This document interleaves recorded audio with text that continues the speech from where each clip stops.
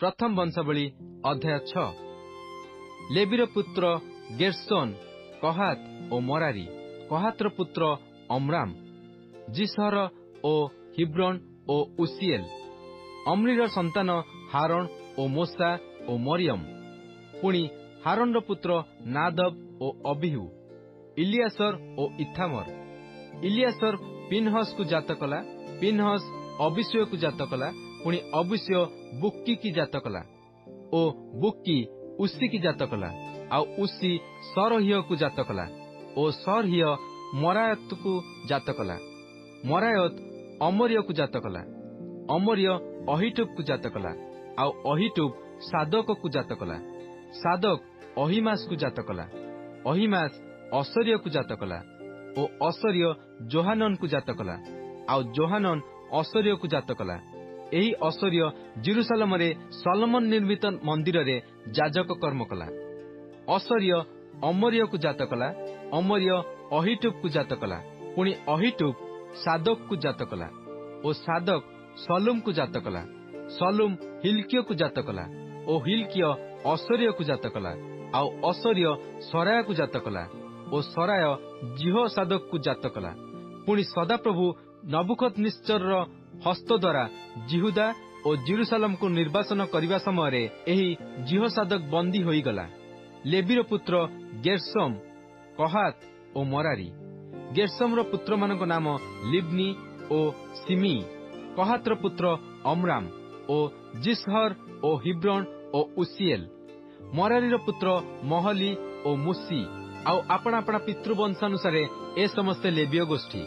Gershom संतान ताहार पुत्र लिब्नी, ताहार पुत्र जहत, ताहार पुत्र सिम, ताहार पुत्र जोयाह, ताहार पुत्र इदो, ताहार पुत्र सेरह, ताहार पुत्र जियत्रय।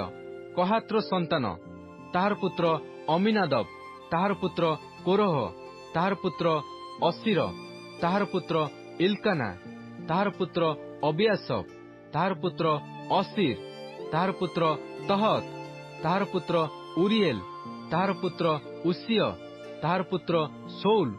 इल्कानार संतान अमासय ओ अहिमोत। इल्काना इल्कानार संतान। ताहार पुत्र सोफी, ताहार पुत्र नहात, ताहार पुत्र इलियाब, ताहार पुत्र जिरोहम, ताहार पुत्र इल्काना। सामुएलकर संतान प्रथम जात जोएल और द्वितीय अबिय। मरारीर संतान महली, ताहार पुत्र लिब्नी, ताहार पुत्र सिमी, ताहार पुत्र उस, ताहार पुत्र सिमिय, ताहार पुत्र हगिय, ताहार पुत्र असाय। नियम सिंधुक विश्राम स्थान पाइला उतारे दाऊद जेउ मानकु सदाप्रभुଙ୍କ गृहर गान सेवारे नियुक्त करथिले सेमानंकर नाम। पुणी सलोमन जेरुसालेम रे सदाप्रभुଙ୍କ गृह निर्माण न करिया पर्यंत सेमाने समागम तंबू रूप आवास सम्मुखरे गान द्वारा परिचर्या कले ओ सेमाने आपणा आपणा पाळी अनुसारे स्व पदरे सेवा कले।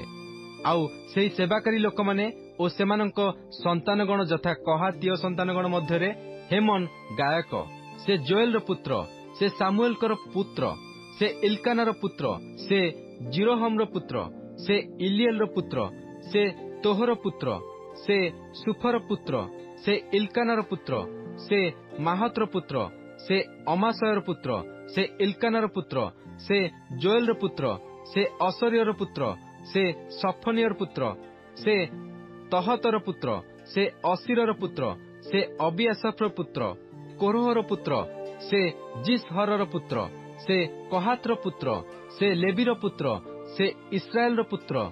हेमन भ्राता आसफ ताहार दक्षिण रे ठिया हला।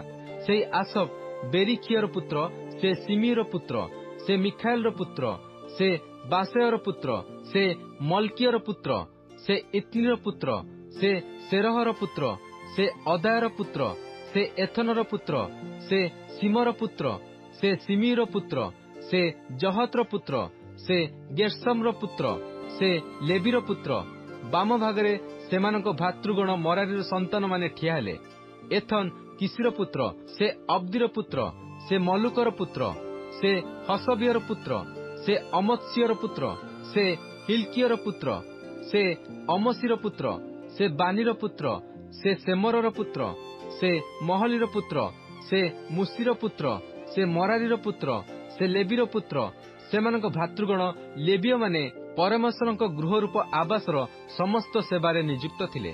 ମାତ୍ର ହାରଣ ଓ ତାଙ୍କର ପୁତ୍ରଗଣ ପରମେଶ୍ୱରଙ୍କ ସେବକ ମୋଶାଙ୍କର ସମସ୍ତ ଆଜ୍ଞା ପ୍ରମାଣେ ମହାପବିତ୍ର ସ୍ଥାନର ସମସ୍ତ କାର୍ଯ୍ୟ ନିମନ୍ତେ ଓ ଇସ୍ରାଏଲ ପାଇଁ ପ୍ରାୟଶ୍ଚିତ କରିବା ନିମନ୍ତେ ହୋମାର୍ଥକ ବେଦୀ ଉପରେ ଓ ଧୂପାର୍ଥକ ବେଦୀ ଉପରେ ଉତ୍ସର୍ଗ କଲେ।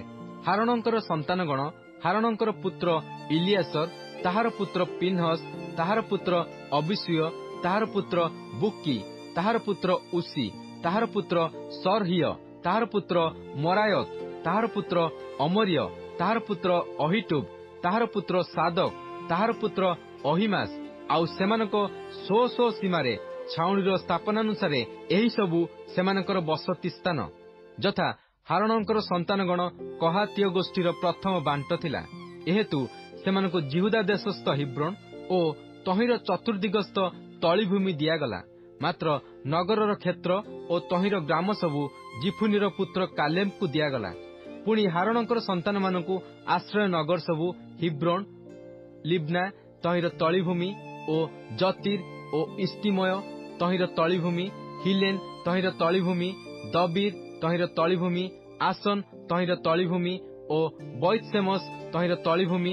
ପୁଣି ବିନ୍ୟାମିନ ବଂଶଠାରୁ ଗେବା ତହିଁର ତଳିଭୂମି ଓ ଆଲେମତ ତହିଁର ତଳିଭୂମି ଓ ଅନାଥୋତ ତହିଁର ତଳିଭୂମି ଦିଆଗଲା। ସେମାନଙ୍କ ସମୁଦାୟ ବଂଶର ସର୍ବସୁଦ୍ଧା 13 ନଗର ଥିଲା। ପୁଣି କହାତର ଅବଶିଷ୍ଟ ସନ୍ତାନମାନଙ୍କୁ ଗୁଲିବାଣ୍ଟ ଦ୍ୱାରା ବଂଶୀୟ ଗୋଷ୍ଠୀଠାରୁ ଅର୍ଦ୍ଧବଂଶ ଅର୍ଥାତ୍ ମନଶୀର ଅର୍ଦ୍ଧାଂଶଠାରୁ 10 ନଗର ଦିଆଗଲା।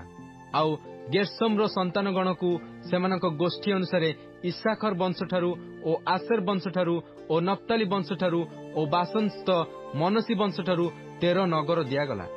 ମରାରୀର ସନ୍ତାନଗଣକୁ ସେମାନଙ୍କ ଗୋଷ୍ଠୀ ଅନୁସାରେ ଗୁଲିବାଣ୍ଟ ଦ୍ୱାରା ରୁବେନ ବଂଶଠାରୁ ଓ ଗାଦ ବଂଶଠାରୁ ଓ ସବୁଲୁନ ବଂଶଠାରୁ 12 ନଗର ଦିଆଗଲା।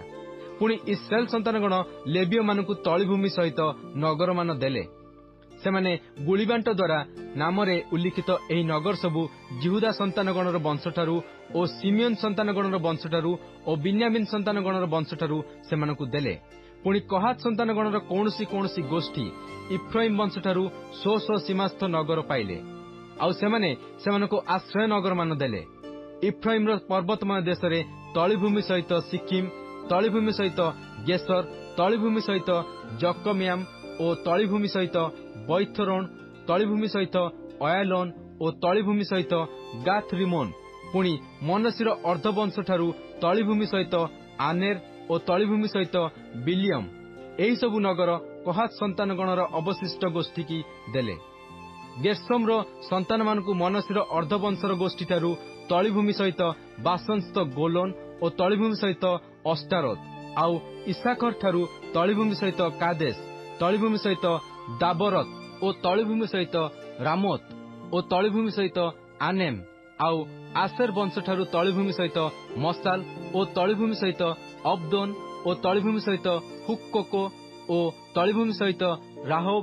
ଆଉ ନପ୍ତାଲି ବଂଶଠାରୁ ତଳିଭୂମି ସହିତ ଗାଲିଲିସ୍ଥ କେଦସ ଓ ତଳିଭୂମି ସହିତ ହୋମୋନ ଓ ତଳିଭୂମି ସହିତ କିରିଆଥଇମ ଦିଆଗଲା। ମରାରୀ ସନ୍ତାନଗଣର ଅବଶିଷ୍ଟ ଲେବୀୟମାନଙ୍କୁ ସବୁଲୁନ ବଂଶଠାରୁ ତଳିଭୂମି ସହିତ ରିମୋନ, ତଳିଭୂମି ସହିତ ତାବୋର ଦିଆଗଲା। ଆଉ ଜର୍ଦ୍ଦନର ସେପାରୀ ଜିରିହ ନିକଟରେ ଜର୍ଦ୍ଦନର ପୂର୍ବ ଦିଗରେ ରୁବେନ ବଂଶଠାରୁ ତଳିଭୂମି ସହିତ ପ୍ରାନ୍ତରସ୍ଥ ବେତସର ଓ ତଳିଭୂମି ସହିତ ଜହସ ଓ ତଳିଭୂମି ସହିତ କଦେମତ ଓ ତଳିଭୂମି ସହିତ ମେଫାତ। ଆଉ ଗାଦ ବଂଶଠାରୁ ତଳିଭୂମି ସହିତ ଗିଲିୟଦସ୍ଥ ରାମୋତ, ତଳିଭୂମି ସହିତ ମହନଏମ ଓ ତଳିଭୂମି ସହିତ ହିସବୋନ ଓ ତଳିଭୂମି ସହିତ ଜାସେର ଦିଆଗଲା।